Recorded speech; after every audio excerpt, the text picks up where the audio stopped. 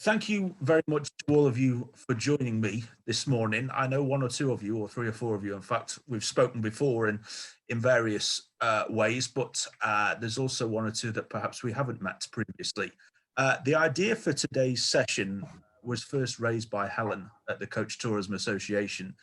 And it's, as you know, along the lines of a bit of a roundtable to discuss how coach tourism is going and moreover, what the thoughts are for the industry throughout the remainder of 2021 and into 2022. I circulated a few discussion points a couple of weeks ago, as you know, that went round to everybody. But I thought before we make a start, perhaps if we're all able to introduce ourselves. I think we're probably known to each other, but it wouldn't hurt to introduce ourselves. So I'm Tim Deakin, I'm the editor of RouteOne magazine. Jason, you're the next one on my screen. Yeah, good morning all. My name is Jason Edwards, Edwards Coaches, Grand Slam, Triple Crown Wales champions, based down in Cardiff and the M4 commuter belt down in South Wales.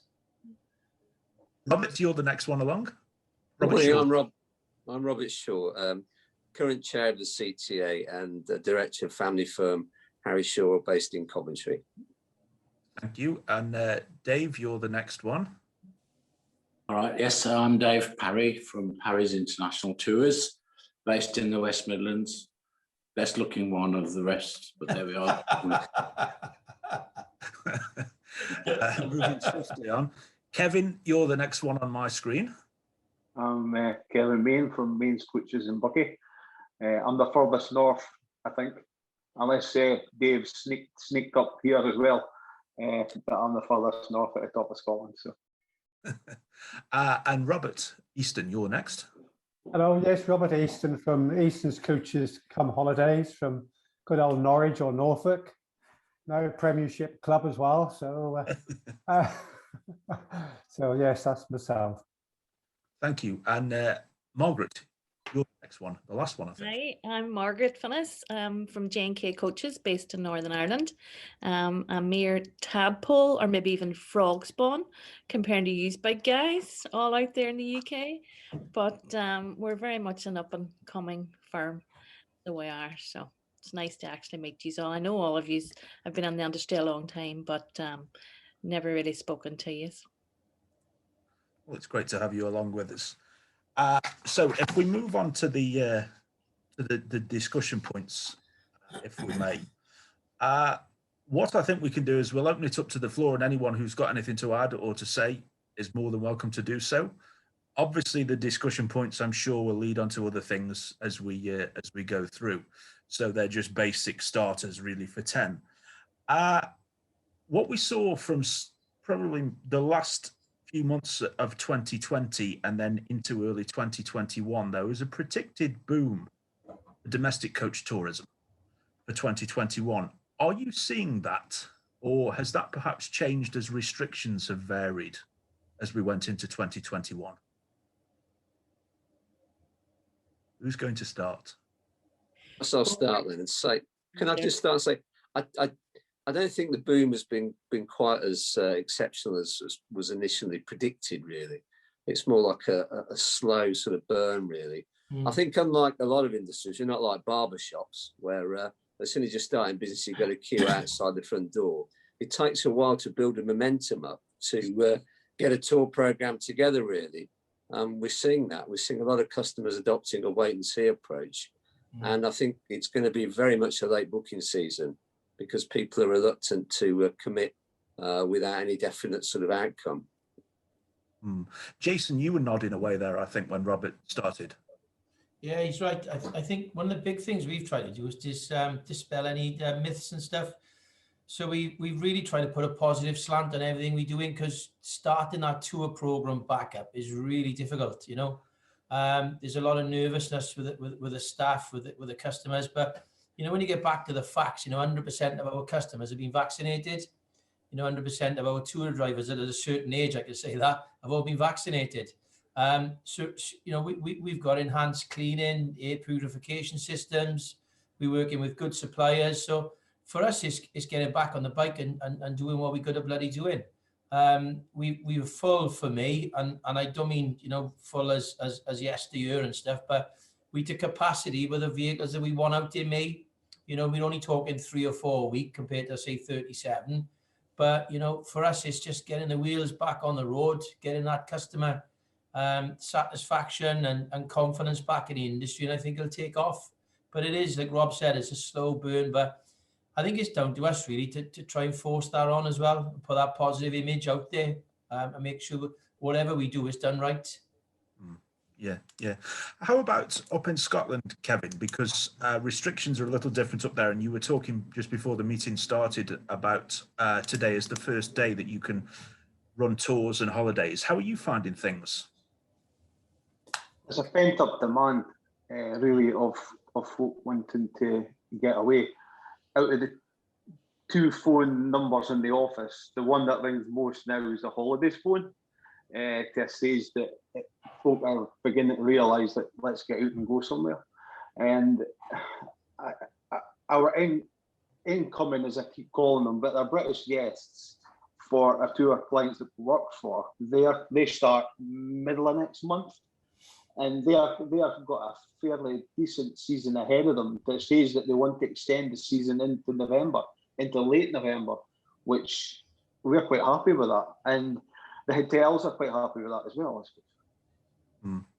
Yeah. Dave, your business is perhaps a little bit different in that your focus ordinarily would be on a lot of overseas work, is my understanding.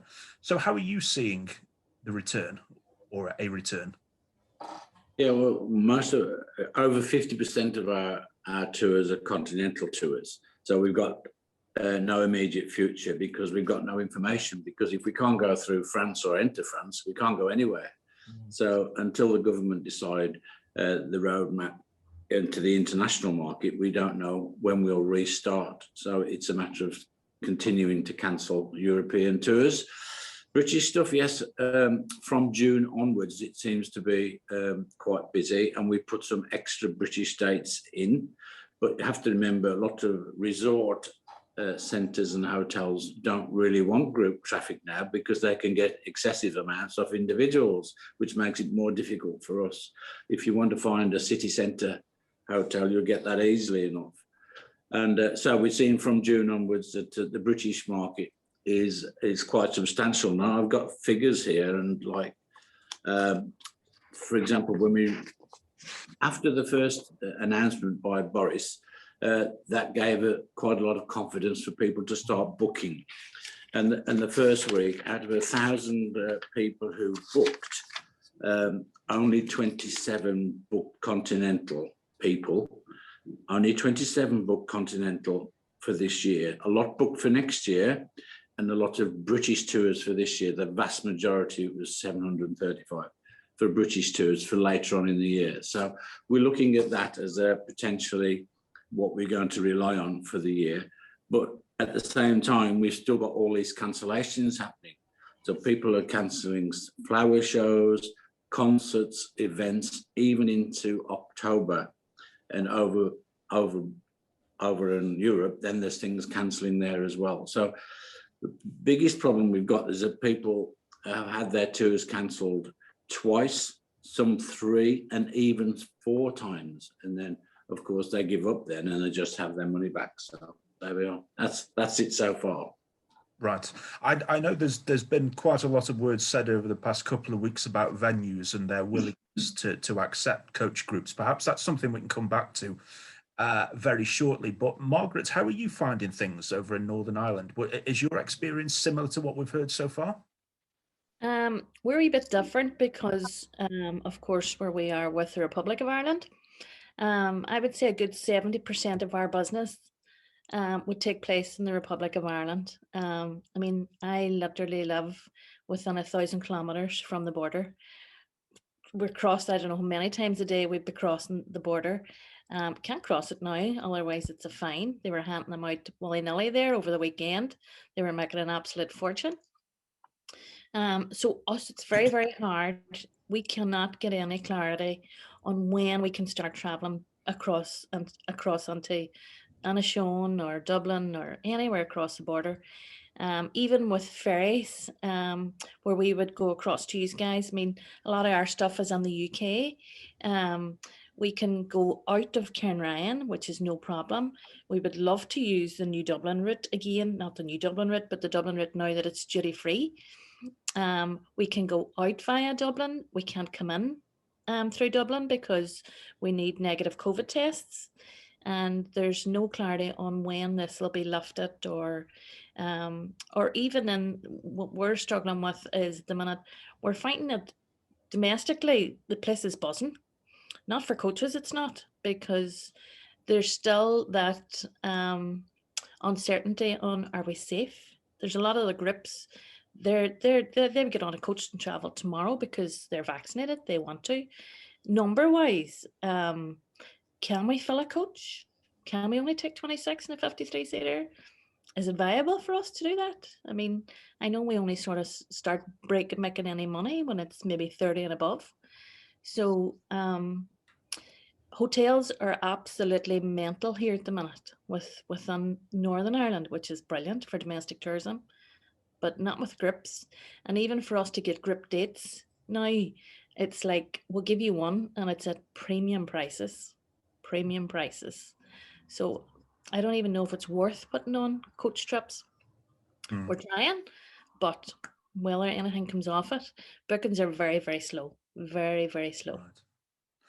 Okay. And Robert Easton, how's your experience so far of the year been in terms of what the...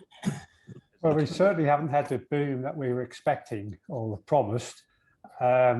We've just had an excursion brochure go out last week, and we took 1,000 bookings last week. So that was encouraging. On the tours side, I think one of the biggest problem is that the people who really want to travel are very much single travelers. And we just haven't got enough single rooms. We're not able to get single rooms. So I think that's the big problem there.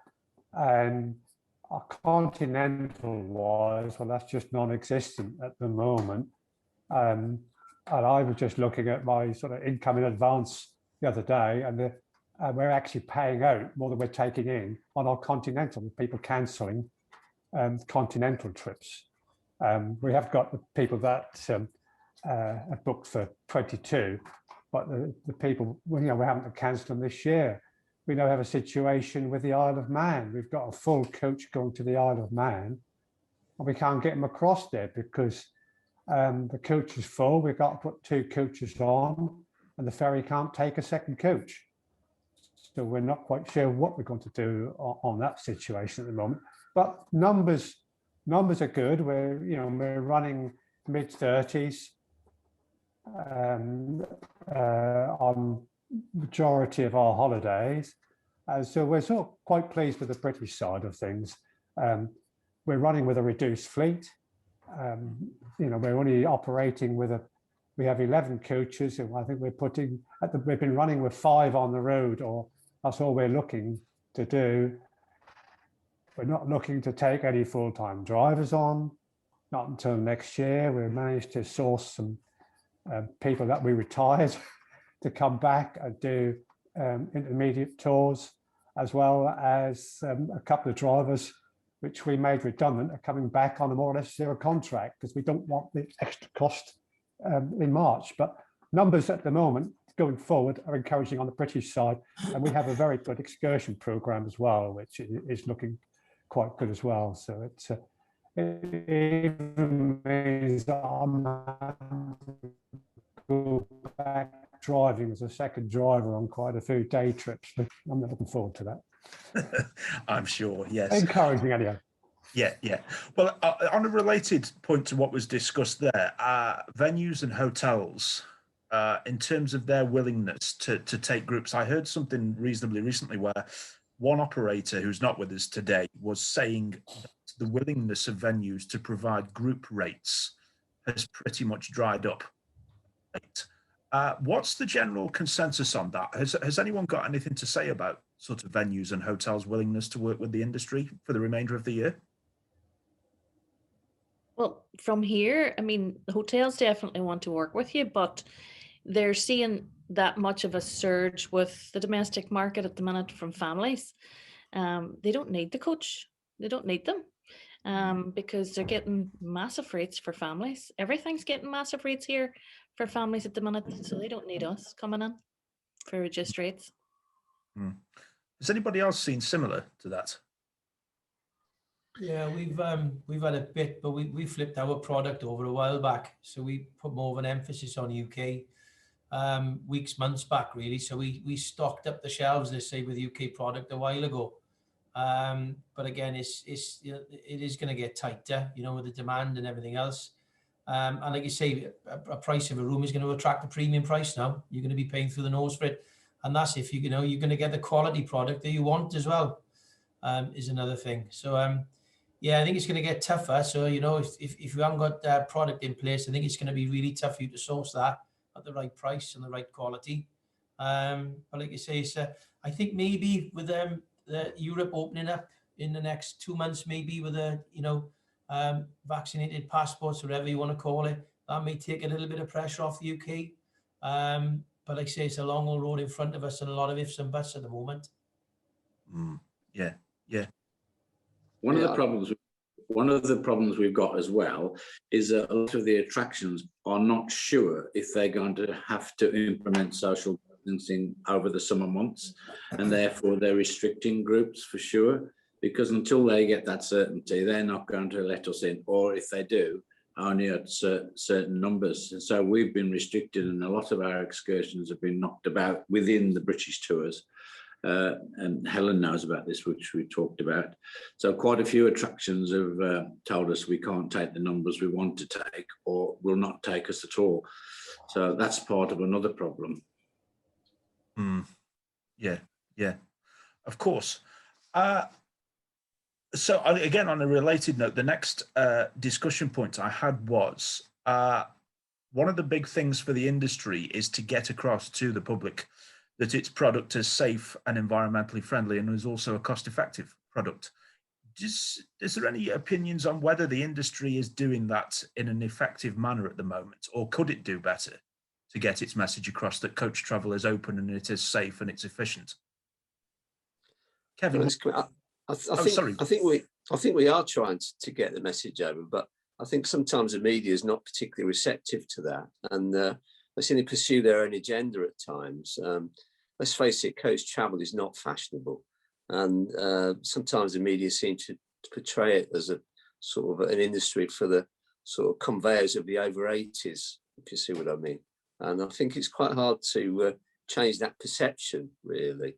I mean, we all do wonderful jobs, got some amazing vehicles out there, futuristic coaches, but whatever happens, the media seem to want to portray the industry in a certain light, and it's quite hard to dismantle that view, really.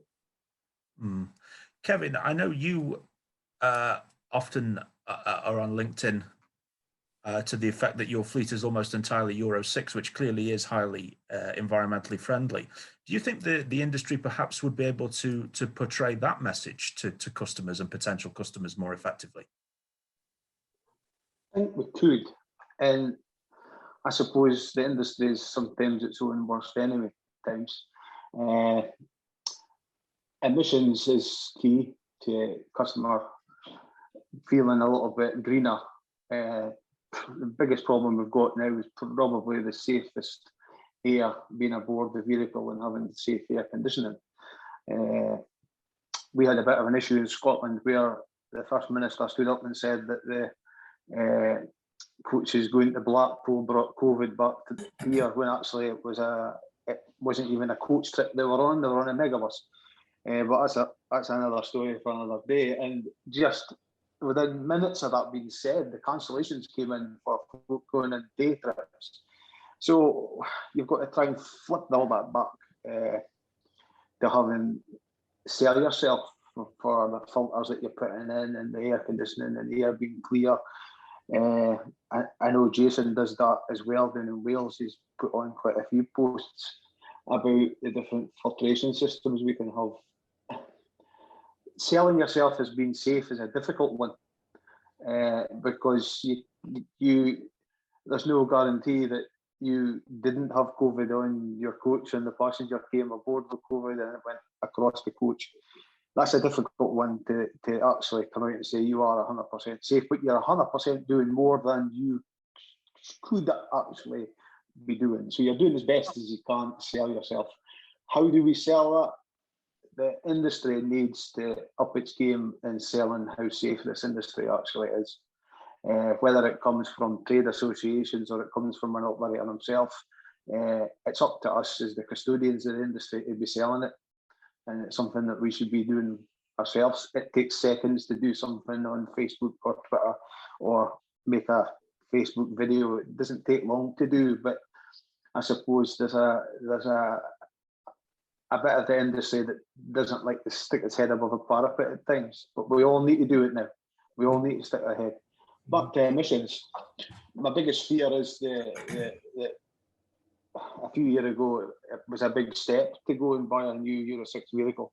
With the prices of the coaches falling to what they are now, it's not so big a step to try and get into Euro 6.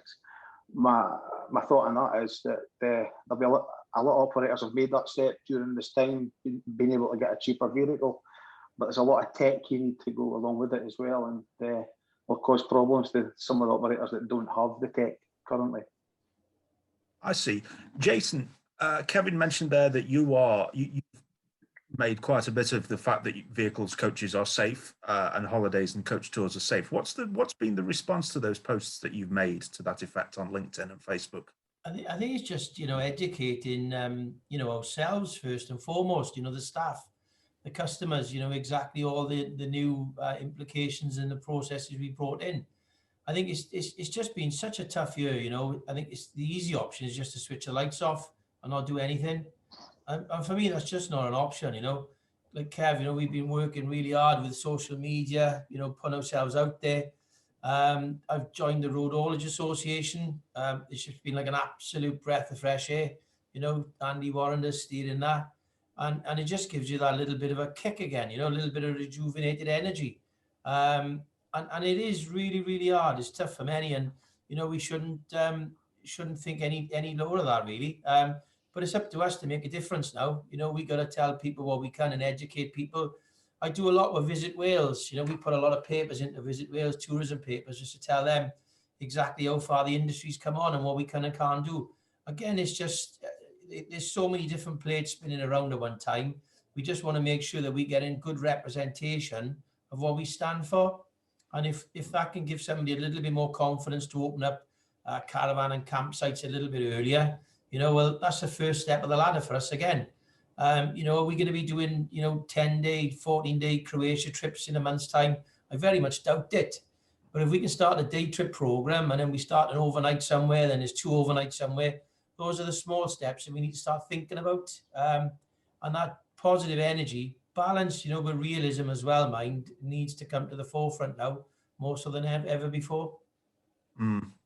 Well, one thing that comes to mind is that the various steps that have been taken to ensure that coaches are clean, the additional filters in air conditioning units and cleaning during the day. Does anyone think that's going to be a permanent fixture of the industry, even when we've said goodbye to this awful virus and it's well and truly in the rearview mirror? Would you expect that is going to be a permanent expectation of customers going forwards? I don't think people care.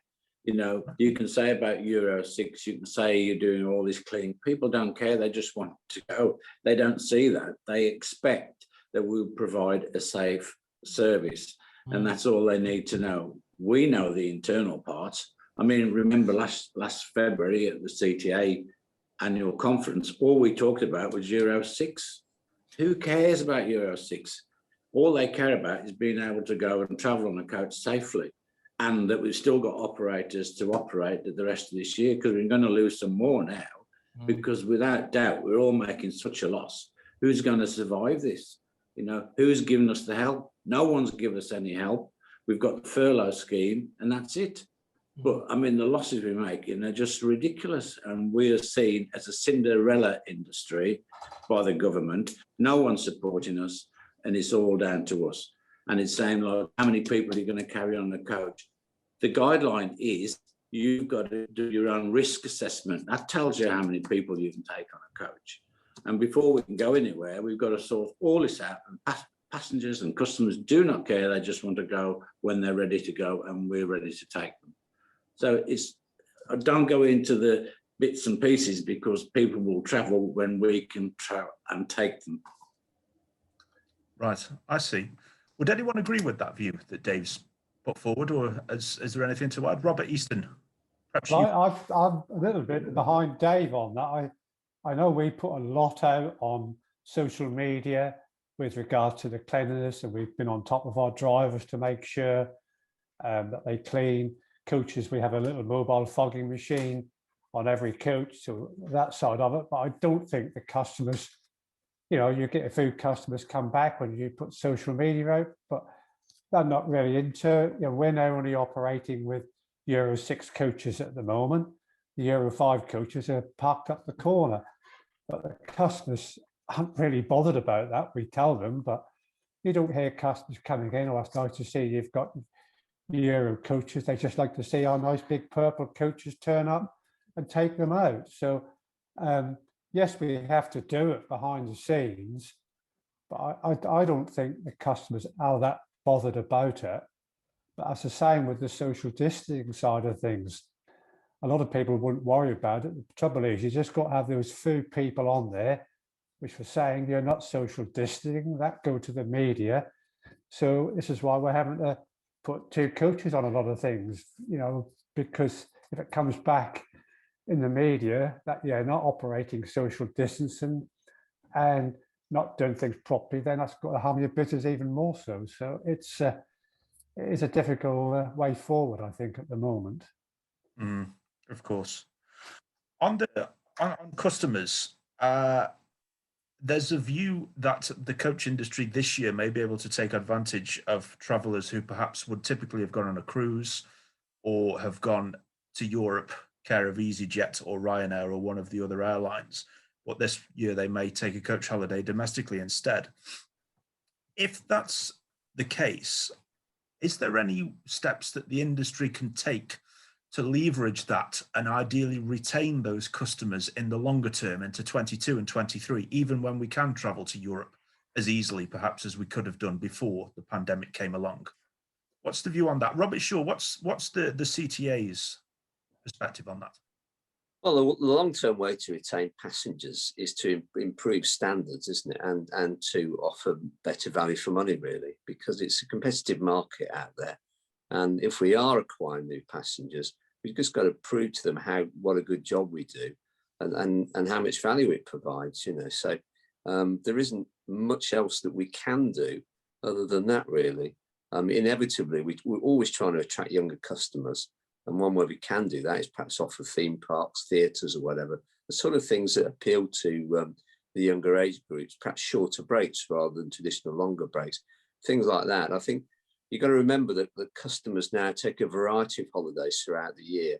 A lot of people want to go every 2 or 3 weeks. So sometimes it's quite good to be able to come up with products that suit them. They're not going to take a coach holiday all the time.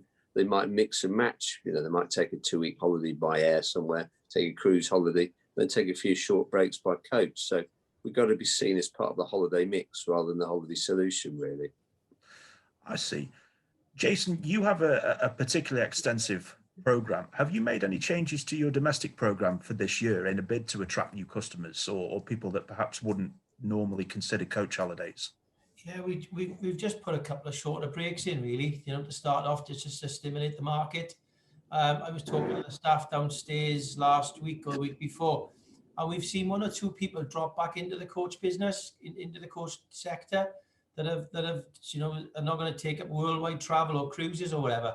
We've only seen a small amount of new passengers coming through, but again, Rob touched it, hit the nail on the head, really. If we can afford safe, value for money, quality travel, we'll hopefully retain those customers. But again, it's down to the operators, really, to make sure that we're doing that. The value for money is there. You've got the best of the best in the UK on the call today. And again, I'm sure if somebody went on a Parrys coach, anywhere in the UK, they probably wouldn't want to go anywhere else. So again, it's up for us, the industry, really, to keep pushing. Just to pick up on what the boys are saying about Euro 6 engines as well, it's funny, because I agree as well. You know, I think the customers for us, as long as they've got air conditioning units on, the toilet works and the microphone works, that's the end of it. They don't care what engine is underneath, really. But then certainly the industry's got a moral obligation to move things on and challenge ourselves as well. But again, it's just really tough. There's so many revolving parts at the moment. It's just trying to see a way through that. But for me, it's quality, value for money, frequency of service, different products like Rob touched on again, and being there. You know, we're on the end of the phone for our customers. We're there to talk them through the process. You know, we've given £1.3 million of the customer refunds back, you know, without question. So again, you know, we're there for the customers and we're listening to the customers. Yeah. Dave, you were mentioned there. Are you seeing any new customers coming to your business for domestic tours? We had a great plan. We had a great plan for last year, and we've done a lot of events and concerts as well as traditional holidays. And really, if the cruise passengers come back, they're the ones we lost in the first place. So they went to cruising because we've got to try and get people to have a good time. If people have a good time, they'll come back to us. And it's us to make sure to get the hotels provide the service that they need in terms of, you know, the traditional days have got to go. The traditional days when people didn't have choice menus, when they didn't have to sit as a group and all that. People want to be treated as individuals, so we can be part of that plan to make things a lot better. But they don't want to be treated as groups. They don't go on a cruise ship to be treated as a group. They go on and have entertainment, nice meals, sit when they want to, dine as they wish. And we've got to bring that into coaching. So all we need to do is get people to have a nice time and they'll come back. But when we did Oddtick, this is funny, I mentioned about different things being cancelled, like Simply Red have cancelled for the second time this year. This is a concert weekend which brings the younger people. Frankie Valli and the Four Seasons cancelled for the second time. And we said, we're not booking him next year because he could be dead. He's 86. Yeah. All these things like the Rhine in Flame is cancelled for this year and there's things going on. And so we've got to work around that. But we've done different events to attract different age groups.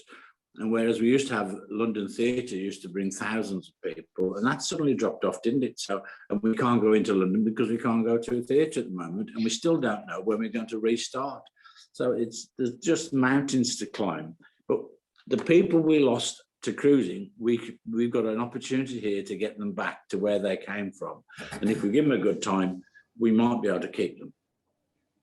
I see. Thank you.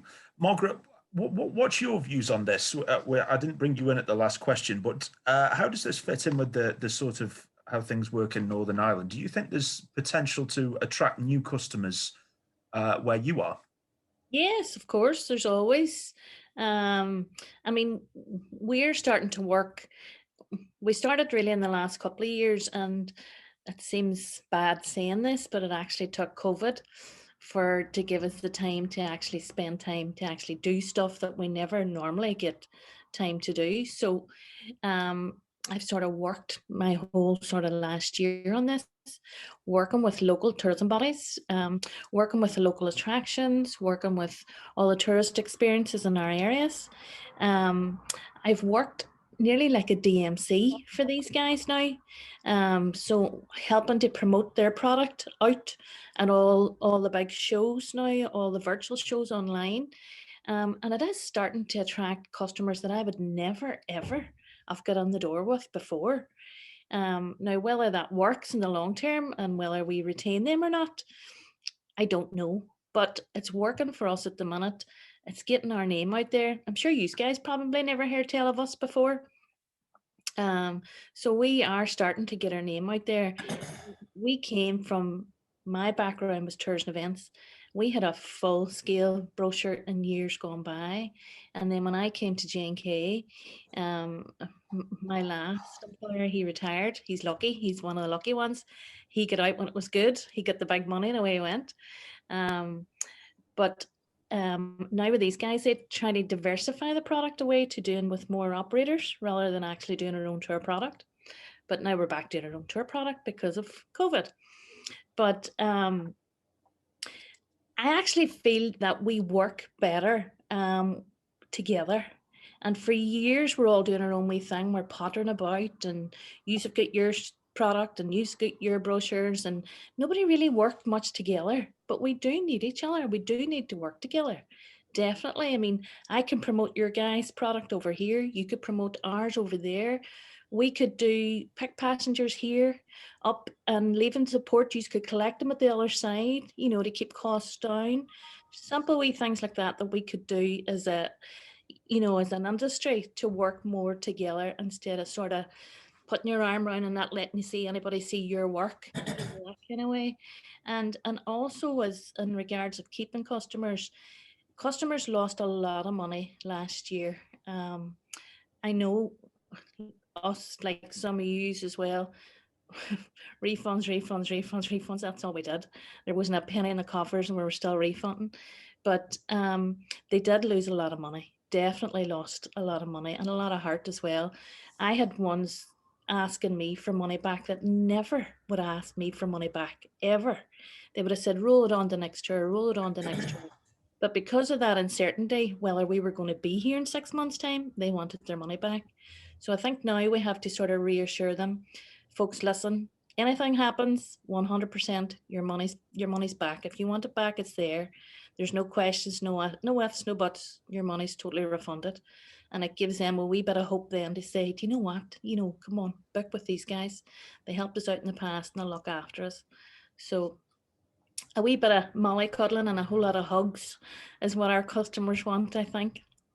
When you said there that you're starting to attract customers that you typically wouldn't have done, what kind of demographic are you talking about there? Is that younger people, perhaps? Yeah, younger, even international operators, even guys that would always done their own work, like the tour partner group, her hotels alone. Want to partner up with us now, trying to offer product for customers, seeing if they want to work together differently. You know, not just customers buying your product, but these are other operators that want to work together with us, which is a route that we would have never went down, but it is working, starting to work anyway, you know. So that's an interesting point about collaboration between operators. Does anyone else think that might become more prominent as we go forward, if there's opportunities to make efficiencies, or perhaps is it more the case that some operators would prefer to do the whole thing themselves with their own vehicle? Kevin, what do you think about that? I've said it in a lot of operator meetings I've been in. Who wants to sit in a coach all the way from Cornwall to get to the north of Scotland when you can jump on a plane and be here? And I've even suggested it to a lot of different operators again, that we could do your tour for you and you could do our tour for us. And it just makes that work. And we pick a group, your group up at the airport, you pick ours up at the airport, and it saves an overnight stop on the way down and back. They get more time on their holiday, don't they? But it's just different ways of thinking, and it's all to do with experience. Going back to what's just been said, experience is key. Folk want an experience, but they also want to know that you are experienced as well, and it's just selling yourself that you actually know what you're going to do with them. There's a lot of operators that popped up doing day tours and holidays that has never done anything like that before, and it's easy to come in cheap and do things at £69 for a 2-night breakaway, whereas some operators are doing it £299 with a train trip included and a boat trip included, and just, you know, giving people an experience when they're away. I mean, I've been in cruise ships, the same as what Dave said, and you are on holiday as a family, but you're aboard a great big massive thing with 3,000 other families as well running about. But it is how the passengers enjoy themselves and how you sell yourself to them. But I do think that the days of tramping up and down the motorway, though I've done it night and day myself, is maybe gone. That folk can come up here easily in a plane. And if I think back 20 odd years ago when we were tramping across to the back end of Europe, when folk were on the coach for 2 days at times, you know, and then the cheap flights came in and decimated that European market for us. But the flip side of that was everybody from Europe came to Scotland. So we just went to the airport and picked them up. So it kind of worked out easy peasy. So yeah, you've got to think a wee bit outside the box now. I see. And Robert Easton, you just now that you've got this issue with the Isle of Man, i.e. actually physically getting a coach to the Isle of Man for one of your trips. What would you think about this suggestion about sort of closer collaboration between operators? Because it would perhaps occur to me that if you were able to fly your customers to the Isle of Man and then have an operator over there pick them up for the airport, that might sort of square the circle in terms of trying to get an additional booking on the ferry for your vehicle. Yes, no, we would certainly look at that. But I like what Kevin said. Has he seen what the prices are from Norwich to Aberdeen? Flights from Norwich Airport to Aberdeen, about 4 times the price to go to Alicante. But on that, well, yes, no, whatever we do, we're in the travel business. Although we run coaches and private hire, we don't do home to school. So we don't class ourselves, we're in the travel business. So when I was a member of CTA, we had the biggest numbers of flight passengers on all our holidays. And so, yes, you know, flight is a way forward for us. We're just waiting to go back into that market. We're diversifying a little bit as well. We have vintage coaches here, and we're offering operators the use of our vintage coaches. We've got a couple of operators coming into Norwich. We're meeting them in Norwich with our vintage coach and taking them out for the day as well. Another thing we're doing, we've added a walking tour on one of our day trips, and it's sold out in 24 hours. So I've now got to go out and sort out some more walking tours. And I'm not a great lover of walking. I get taken there by my partner, but I've got to go out and source some more on them. But that just sold out, as I said, in 24 hours. But I think we have got to work together, whether it be in Ireland, Scotland, wherever, to move forward. We're in the travel business, and we run coaches, and that's what it's all about. At the end of the day, we've got to just earn some money. Mm. Okay, Jason, you probably have the largest fleet. In fact, I'm sure you have the largest fleet of those operators that have joined us today. What's your view on being able to collaborate with other operators and you carrying their passengers, and perhaps Kevin carrying your passengers, for example, if you were doing a tour to the north of Scotland? Is that feasible, do you think? Yeah, it is, as long as you partnered up with good operators with similar standards and quality and ethics. You know, we've done it previously. You know, we've worked with operators in the past that let's say a peculiar sort of tour that we've sold half a coach and the other operator sold half a coach. You know, so again, yeah, there's opportunities, I think, to work with people, but you just got to make sure the standard is right. You know, again, you know, your product, your driver, your coaches, and everything else. But I think you're just looking to evolve, really. You know, whatever way we can do and make money and support the industry is. Listen, Robert just come up with a great idea. You know, of vintage buses. You know, we're a phenomenal mindset of individuals, really, the coach business, and we're just looking to evolve, really, and earn a pound or a penny here and there, whatever way we can. And if we can improve, you know, customer satisfaction and quality by partnering up with a Kevin Mayne up in Scotland, yeah, we certainly give it some thought. You know, there's no problem with that at all. I think it's a good idea. Okay, thank you. The next point that I had was relating to how coach tourism is marketed in general. Robert, I think you mentioned to me, Robert Shaw, I think you mentioned in the past to me that you thought how brochures and whatnot were put together would change going forwards. But does anyone think that there are any changes coming in terms of how coach tourism is marketed to the industry? Dave, maybe if I bring you in on this, typically you've always had a brochure launch, is my understanding, at your premises early in the year when you have customers in booking and so on. Do you think that will be how things work in the future, or do you see a different way of marketing your tours and holidays to the consumer base? Yeah, our open day was it was labelled as a brochure launch, but it wasn't really. It was just to get people together on that particular start of the year.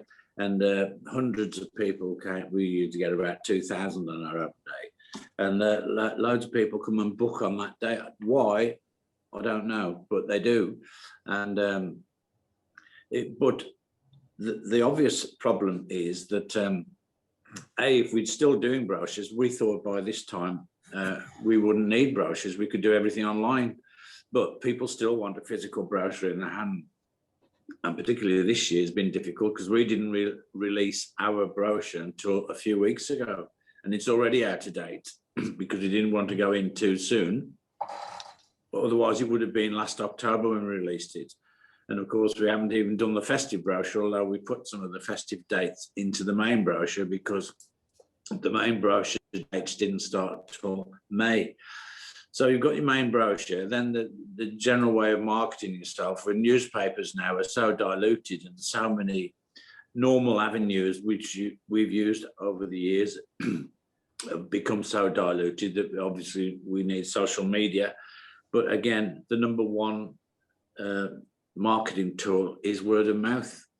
But at the moment, we can't get word of mouth because our coaches are not out on the road, are they? Although we have started by doing day excursions at the moment, which we don't normally do.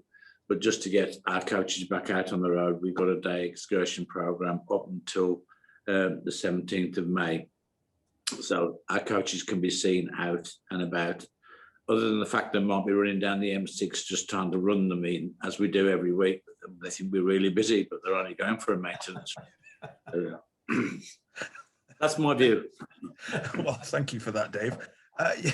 You mentioned social media there, and if I just pick two at random, not the only two I'm sure, but Kevin, you're active on social media, and Jason, Edwards Coaches, is also very active on social channels, is my understanding.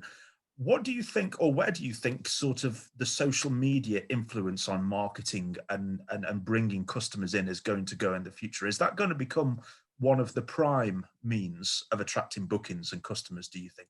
Jason, maybe you start, and then we could perhaps lead to Kevin afterwards. Yeah, it is. You know, again, just reflecting what Dave was saying with his brochure. You know, he's already bringing a brochure up that's out of date, and we're exactly the same. You know, when you've got a strong social media presence, you can adapt your product pretty quickly and go live within minutes. We're nowhere near as good as what we should be with our digital presence, but we get in there.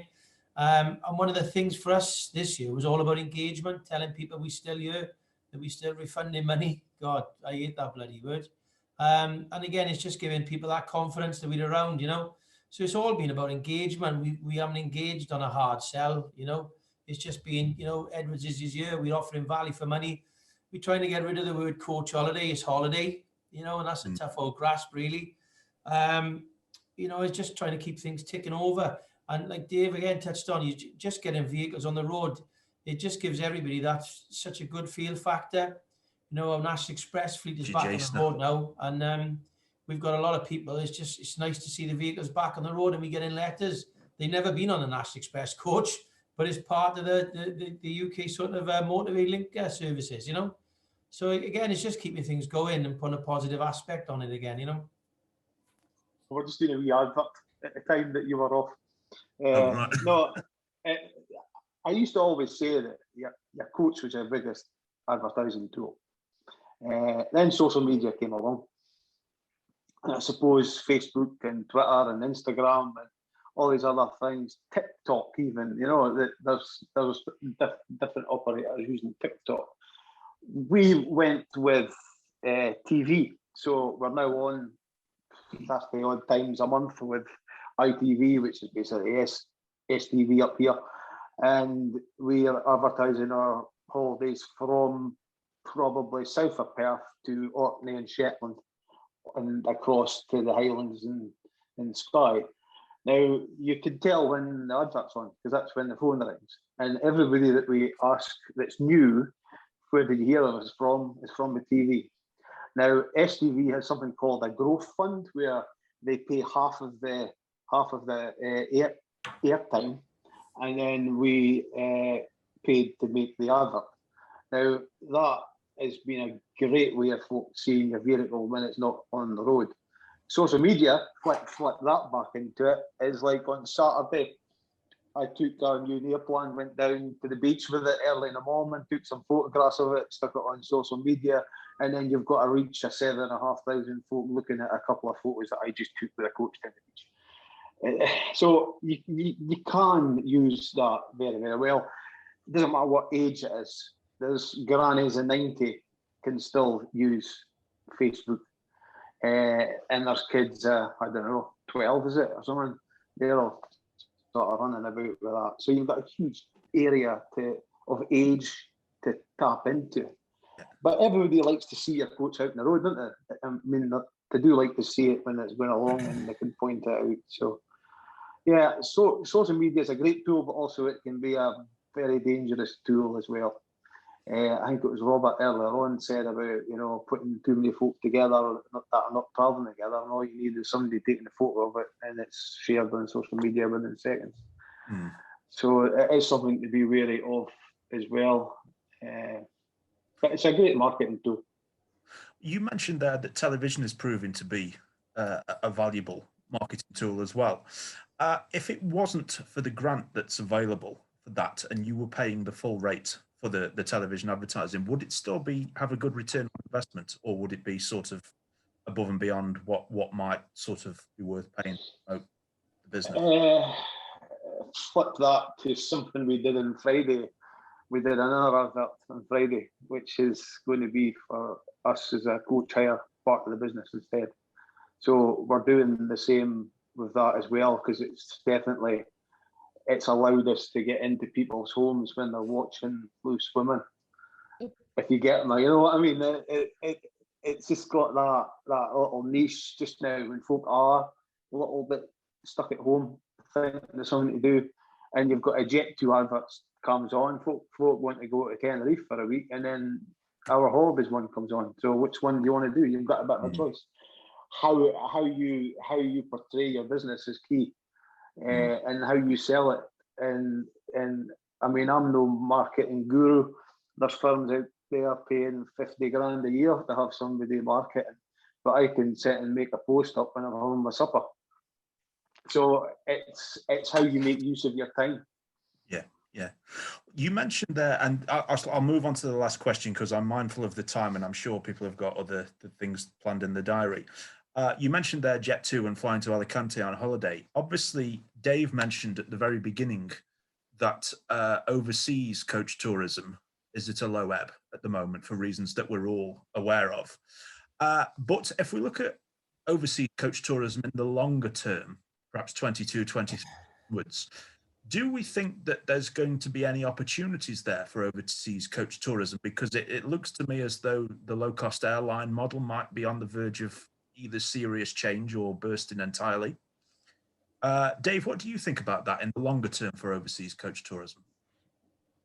Yeah, we're trying to make coach tourism into Europe a lot more interesting. It's not a hard journey.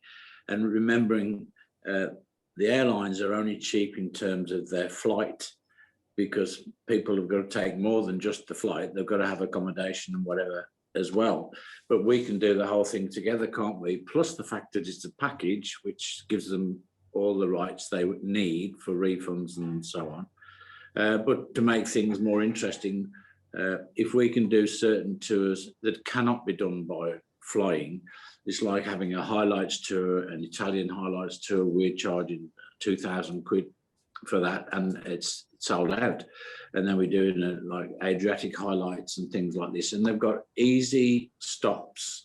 And even when we go to Lake Garda, we do 2 nights on the way, both interesting stops, not just in the middle of a field hotel, but a city or town or resort hotel, and on the way back as well. So you make the whole experience an enjoyable one. It's not just a hard travel to get there, because that's when they can fly, if they can arrange their own hotel. We're arranging a program of something that they cannot do on their own in a car or flying. So yeah, we've got the possibilities of making things a lot better. And we had great bookings for last year that unfortunately were lost with this revitalised program of longer tours and more interesting tours to some fascinating places to go to, and even down to Dubrovnik and whatever, and to make it really interesting. And we're attracting a new type of client, and price isn't a barrier. People have got the money. Lots of people are ready to die, and they've known that they're ready to die now because they've been stuck for 2 years and realise there's not much time left. And it doesn't matter how much they're going to spend, they're going to go out and enjoy themselves, which is correct. And I think that's an opportunity we all need to take. I see. Robert Easton, you mentioned also earlier on that you do quite a lot of work overseas. Are you seeing a similar sort of outlook to Dave in the longer term for continental coach tourism? Yes, I think so as well. Yes, I agree with everything what Dave has said on that. That the opportunity is still there for the continental, and we're getting people wanting for 2022, even 23, and we've got our program fairly well up to date already for 22. And they're on our system, so people can book on that. We're not promoting them too much at the moment. It's very much people transferring on them what have been cancelled in the past. But yes, we're certainly looking forward to going back on the continent. We don't have a great competition in this area on continental as well. So it's an opportunity for us to grasp that and take it and move forward. So we'll definitely go back into that. And as we said, we have to look for different destinations and make them interesting and make it enjoyable for the passengers, really. And the other thing is, of course, is the comment what came up the other day is to make sure that everyone understands that they are financially secure. Anything happens, they get the money back. I think that's the big thing within the coach holiday business, is that we tell the customers that we are financially secure. Anything changes, they get the money back. Their money is secure on that. I see. And Robert Shaw, obviously Harry Shaw do a considerable amount abroad, or would do, and a good year. Do you think that there's going to be opportunities there in the longer term as well? Do you agree with what Dave and Robert have said? Well, definitely. I mean, there's several factors though. I mean, we've got to remember what the value, what we're going to guess what the value of the euro will be against the pound, because that makes a massive difference to the value for money that we can offer.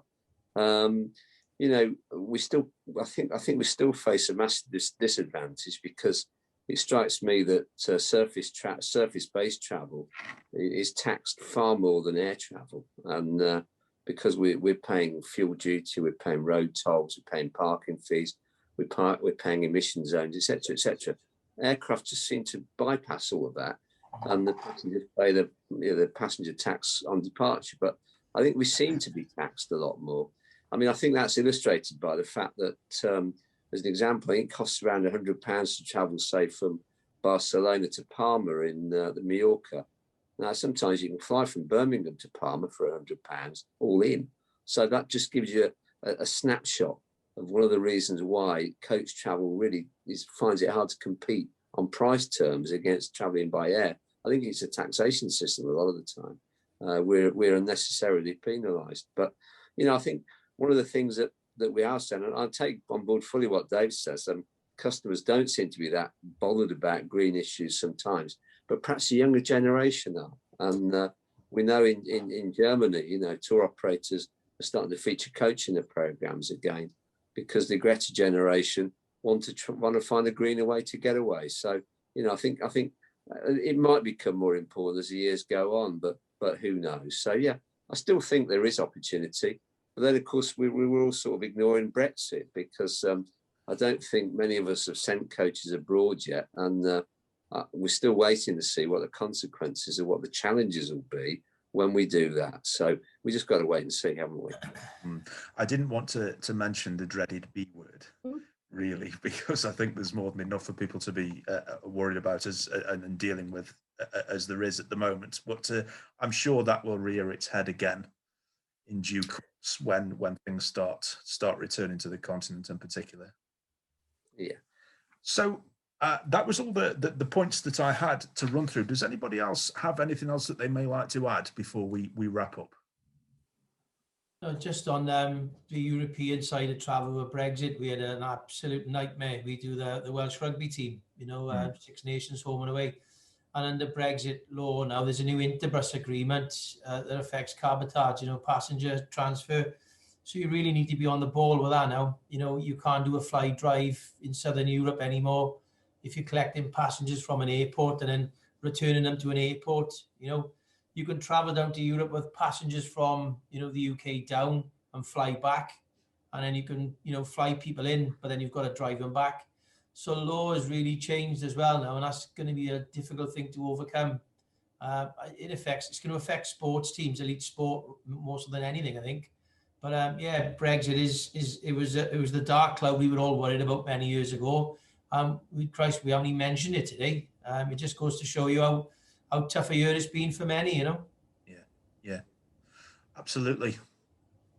I think we've got a bit of a stickling point in Scotland. I think Margaret would have similar thing as well, but we don't have a direct ferry link now from Scotland to Europe.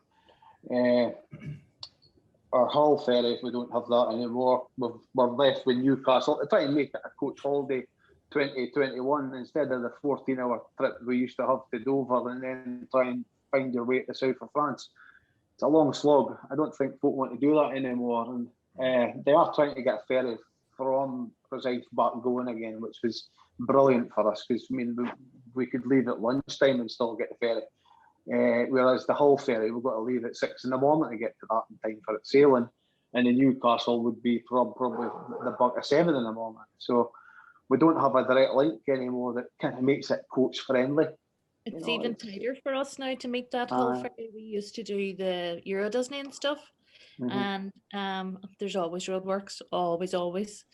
And I sweat every time I'm on that coach. I sweat it out until I get on board that ferry in Hull. It's just not worth it. It really isn't. But apparently we're getting a bridge to Scotland. So Kevin, that's all right. I'll come and meet you halfway across. We're going to hear a wee That's the Boris Bridge. I think the Boris Bridge. Wouldn't that be great? Our problem here is the ferries. I mean, we're 2 ferries. We're not just one, we're 2. And it does add on a lot of money. People think, oh, it's only a ferry over and back, but it's not. And I mean, these guys are running trips all in for the price that we're paying for a ferry just to get over to the mainland.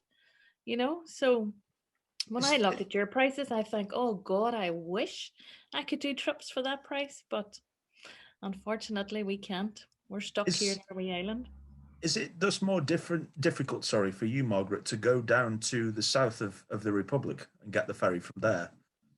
To get the ferry from there, yeah, we have to do an overnight because the ferry leaves at 9 in the morning, so we have to be there for 8.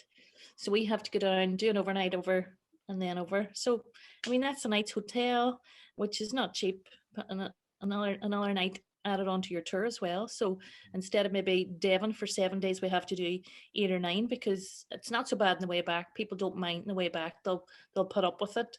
But on the way down, you have to include the overnight. Okay. Well, as I said before, I'm mindful of the time, and I'm sure people have got other things to be moving on to for the remainder of the day. Does you have any last words that they may wish to add before we wrap up? Yeah, I think a lot of us have taken, perhaps we have indeed, we took a business interruption loan, which has to be given to or come through your bank, doesn't it? It has to be a business plan before you get the loan. And then this is one of the things that the government has said, other than the furlough scheme, we've given you a business interruption loan. But the problem is that now we've all got to start paying back in June. And since the loan came out, we haven't moved. So we haven't earned any money to start paying the loan back. So, and a lot of people, they'll find that the only thing the government are doing is so they can, or the banks are doing, is so you can extend your loan for 10 years, which is all right for some, but I don't think I'll be here in 10 years. So we've got to start thinking about paying that back in a high rate and get rid of it, because that loan to us was helping us to give the refunds, which was so essential. And I agree with everyone else who said we have to give a refund because it gives confidence to our clients to book with us again in the future. And so we took a loan of £800,000, and that's what we've got to start paying back. But even so, the government said we paid the first year. The minimum amount of interest on £800,000 is 52,000. So that's 52,000 for no reason at all, just because we could refund our passengers. On top of that, we bought 4 new vehicles last year.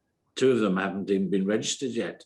There might be 2022 vehicles, because I can't see them going out this year. So, and everybody knows that your vehicle fleet has halved in price virtually, because the value of your second-hand vehicles now has just dropped through the floor. And that's particularly when we've got all the shearings fleet come up for sale and everything else like that. So, you know, the value of your company's gone down without a doubt. So it's going to be a bit of a haul to get everything back. And let's hope that the end of the year is really busy, because we need it. We really need it. So that's what we want.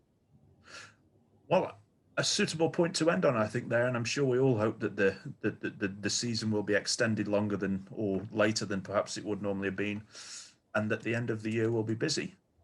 So many thanks to all of you for your time, for joining this morning.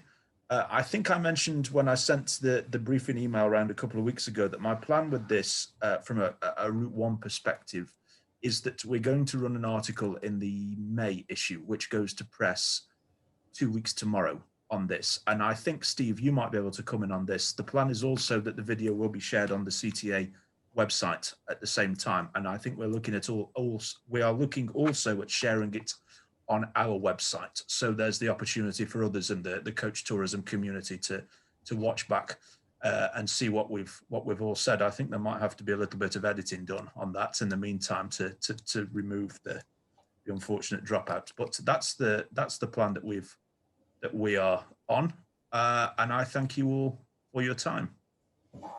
Thanks. Thank you very much. Thank you. Okay, cheers. Bye. Have a good day. Thank you. Bye. See you later. Thank you. Thanks a lot. Bye. Bye. Bye.